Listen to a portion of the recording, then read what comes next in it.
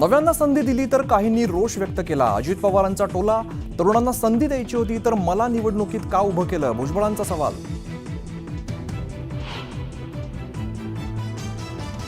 बिनकामाचे मंत्रिमंडळात घेऊन कामाच्या नेत्यांना बाहेर म्हणत ओबीसी नेत्यांचा छगन भुजबळांच्या भूमिकेला पाठिंबा, भुजबळांसाठी रस्त्यावरती उतरण्याचा इशारा।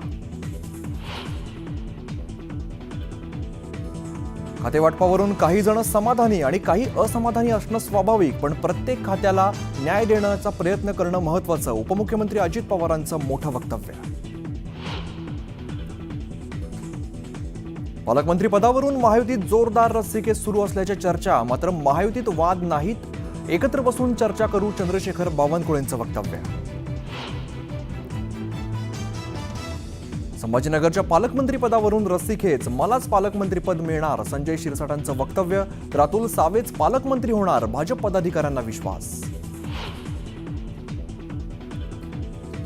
दादरमध्ये कौटुंबिक कार्यक्रमानिमित्त राज ठाकरे आणि उद्धव ठाकरे आले एकत्र, दोघांच्या भेटीमुळे राजकीय वर्तुळात चर्चांना उधाण। शरद पवारांनी केला मुख्यमंत्री फडणवीसांना फोन, भीमथडी जत्रेला येण्याचं दिलं निमंत्रण। अजित पवार यांच्यावरती कोणीही टीका केली तरी ती मी खपवून घेणार नाही, भुजबळांचं नाव न घेता नवनियुक्त कृषी मंत्री माणिकराव कोकाटेंचा इशारा। राहुल गांधींचा उद्या परभणी दौरा, सोमनाथ सूर्यवंशींच्या कुटुंबियांची घेणार भेट। कल्याणमध्ये पुन्हा परप्रांतीयांची दादागिरी, परप्रांतीयांची मराठी कुटुंबाला मारहाण, मुलीशी अश्लील चाळे केल्याचा जाब विचारल्याने मारहाण।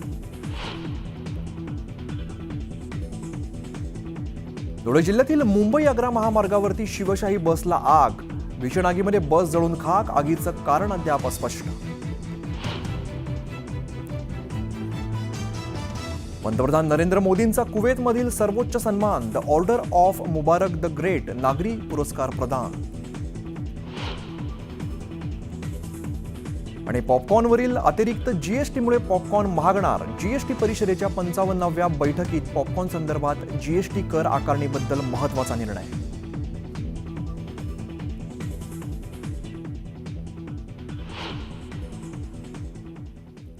नमस्कार, मी अमित गद्रे, तुम्ही पाहताय न्यूज 18 लोकमत। आणि पहिली महत्त्वाची बातमी येते, आपल्याला मंत्रिमंडळातून डावलल्यामुळे काहीतरी मोठं गौडबंगाल असल्याचं मत ओबीसी नेत्यांनी बोलून दाखवलं असल्याची प्रतिक्रिया छगन भुजबळांनी दिलेली आहे।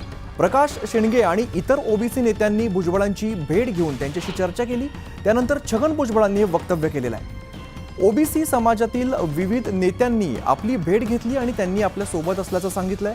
तुम्ही बाहेर असल्याने आम्ही त्रस्त असल्याचं त्यांनी सांगितलेलं आहे। ज्येष्ठांना केंद्रात संधी दिली जाईल असं अजित पवारांनी म्हटलेलं आहे। त्यावरती बोलताना छगन भुजबळ म्हणालेत, राज्यसभेवरती जा म्हणणं म्हणजे विधानसभेचा राजीनामा द्यावा लागेल, मग उभंच केलं कशाला, असा सवाल सुद्धा त्यांनी उपस्थित केला आहे।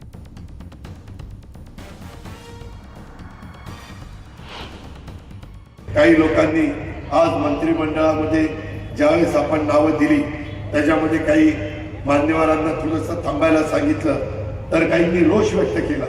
वास्तविक कधी काही नवीन लोकांना पण संधी द्यावी लागते, कधी काही थोडंसं जुन्यांना पण इथं संधी न देता केंद्रामध्ये कशी संधी देता येईल याबद्दल देखील आपण त्या ठिकाणी विचार केलेला आहे। ज्यांना योग्य पद्धतीचा मान सन्मान दिला गेला पाहिजे तो देण्याच्या करता अजित पवार कुठं तसुभर देखील कमी पडणार नाही, परंतु कधी कधी कारण नसताना गैरसमज निर्माण करून त्या ठिकाणी वेगळ्या पद्धतीचं वक्तव्य किंवा वेगळ्या पद्धतीची भूमिका ही त्या बाबतीमध्ये येणं हे बरोबर नाही।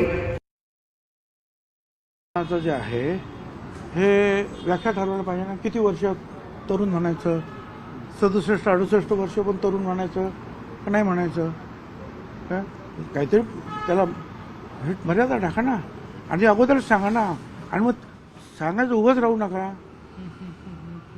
आणि म्हणून तर मी सांगत होतो अगोदरच 5 महिन्यापूर्वी की मला अगोदर लोकसभेत पाठवत होते, तयारी झाली माझी सगळी, तिथे मला थांबावं लागलं। 2 राज्यसभेच्या निवडणुका आल्या, ते आले तिथं, म्हणून मला जाऊ द्या, आता मी इथे 40 वर्ष आहे, माझा उपयोग होईल। नाही, तुमची गरज राज्यामध्ये जास्त आहे, मग आता ताबडतोब कमी झाली गरज, कशा मग लढायला सांगायचंच नाही ना।